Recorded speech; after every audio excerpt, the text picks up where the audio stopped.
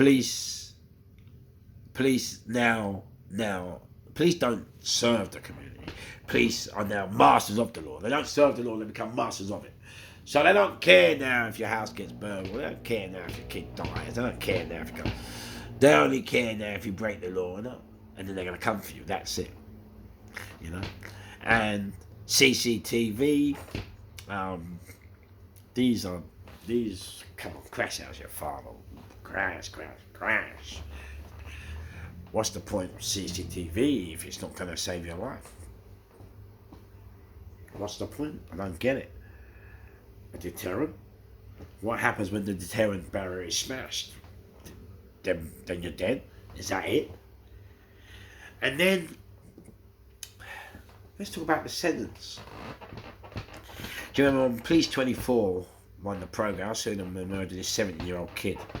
You might remember it, and one of them was all stroppy at the beginning, fighting the old Bill, saying them cunts and all this, and then all of a sudden he turned grass, yeah. But what really upset me about it, and to be honest with you, that was one of the most scummiest stabbings I've seen, because the kid couldn't even pick flowers in his mum's fucking garden. I was fuming. This kid, they're hitting him and he's turning away, just at the punches. So why did you feel the need to have, and I'll tell you what, to have to stab this kid, and I'll tell you what, that one was one that I said, if I found them and I had the energy and the time to find out when I would have done their mums, their dads in there, because they need to know. They need to know that there was a savage and dirty, filthy stabbing. That the kid, listen, he couldn't even blow a hole in a paper bag. They're terrible. Crash, nitto, come on, kids. And this is another problem we've got. Man, you talk about knife crime and things, yeah? You know what? They got 8 years and 6 years for killing that poor 70-year-old kid. You know what the mum did in that programme? And she made a mistake which is what I have to tell so many different parents. She moved on purpose out of London into the sticks, thinking that this kind of thing she would be getting away from. But what people understand, it's worse out in the sticks. That's what people don't understand. It's worse because they have nothing to do. They're bored out there. They still want to cheat. They still want to get nice things. That's worse.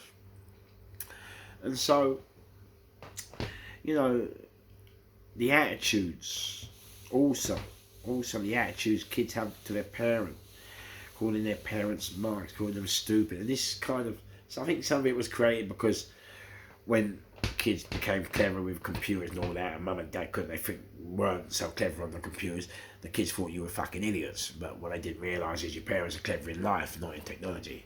It doesn't make you an idiot. Do you understand?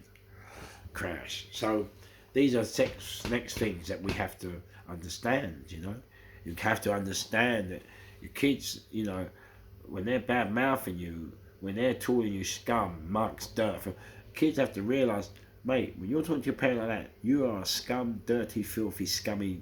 That's filth, it's dirt, it's disrespectful. Yeah, people got to realise it. We have to understand what is going on, why this knife crime has come. It's come from so many different areas, from so many different ways. And I'm trying to fit them all into a muggy hour. And that's why you see me all over the place, because I'm trying to fit everything in. I hope I'm coming across. I mean, as I told you, I didn't really want to do this, but I have to do it because it's like we're not getting anywhere. No one's coming up with the right things, the right movement. Do you know, I saw a show one day, and the MP for crime, I don't know who it was when I came out, and he was MP for crime, and he was on the telly, and there was a black girl, and gangs. And the BBC 4 news reporter, the Asian guy beginning with K on the glasses, he said to this MP, there's a boy here a boy came with the story, and he said that he got held and kidnapped, and they held and kidnapped at a knife point, and so since that day he now carries a knife. And he asked the MP, so if he carries a knife now because he got kidnapped and held at knife point, if he carries a knife, is he a criminal or a victim? And the MP couldn't answer the question. I don't know. And the MP was saying, oh, they should all be locked up and throw away the key. But he didn't know how to answer that question. And the gang member was like, well, you know, he got kidnapped, he had a gang, he got held at knife point. So, yeah, you know, man, you have to carry a knife. Both wrong answers. The answer was simple. If someone now comes to me, kidnaps me and holds me at knife point, and then I go, okay, cool, get away with it, and then I go and buy a knife, and I carry that knife, okay, you're a criminal. It's simple. So the answer to that kid was, he's both. He's a victim and a criminal. You see, that's the problem. You can turn from victim to criminal. It's not an issue. Do you understand it? But this is why we need to start getting this right in the mind. And we've got to start understanding. Yeah, a victim can turn into a criminal. And most of them are sometimes victims. Okay? Not all, but sometimes. Okay? So these are the things that we have to touch upon. These are the differences. These are the debates we've got to have. We've got to stop. We've got to stop trying to do this in separate areas and separate community groups and separate charities, and everyone jumping on the bandwagon. Oh, let's start a charity. Oh, let's go into schools. Listen, another thing I've noticed with schools. A great mate of mine, wonderful friend, he has his own. But they're going to school, and it's great. I'm not here to tell you. But kids don't remember what you said when it's serious all the time. Teenagers have had enough of people keep talking to them all the time, seriously. They don't remember, oh yeah, alright. I remember it for an hour, I remember it for it. You need to have a bit of humour. You get me? Humour. Cracks. So people know, they remember you. They remember you when you're holding this knife. They remember you when they want to pick up things. You remember that black geezer off his nut going crack. And he said, don't use the knife. And he said, if you do, remember you go to prison and you start self-harm, killing yourself. And then you go and fight with other members of the gang and then they fight you. And then you might get paralysed. And then you're in a wheelchair. Do you remember that? Got to use humour, man. Humour is what kids listen to, adults listen to. It's what we all listen to. Humour is what is used when, like now, we're having a pandemic and they have to come out of that pandemic. We have to use humour to come out of the pandemic because we need humour to give us strength to move on and fight the sadness and the hurt and the pain that the pandemic has caused. And it's the same with knife crime. So we have to use humour, okay? We need to use humour. And also now, respect. Respect's a massive one. When Blair and Thatcher came, the respect changed. And you remember Blair took off the suit, opened his shirt, okay, and said, all right, and went into meetings with jumpers and that. Well, what happened was, crash, how's your father? Crash, crash. A lot of people, children, when he created that middle class society, what he created was respect one thing, money. And so what happened was, kids now, they don't respect anything else. And that is why it's difficult. And the stabbings and the bad mouth and the attitude has spiraled out the roof now. Spiraled through the roof. Because Crash, we have allowed people to talk down to you. You allowed your children to disrespect you and still give them everything they want. Come on, mate, are you on crack? You have allowed your children to bully you and disrespect you until your wells in, and now you're calling the police. Impossible. When you've carried that child, give that child your coat, give that child everything you've had to keep him warm, safe, and now you're gonna take his shit or her shit like some idiot. Where's the fight gone? Where's the parenting gone? Where are you? Where? You know, listen, I've got a foster kid, mate. I ain't the greatest thing for a foster kid. Let me tell you something now. When it comes time, I've got discipline him. Even if he bounce mouth me now, I'll discipline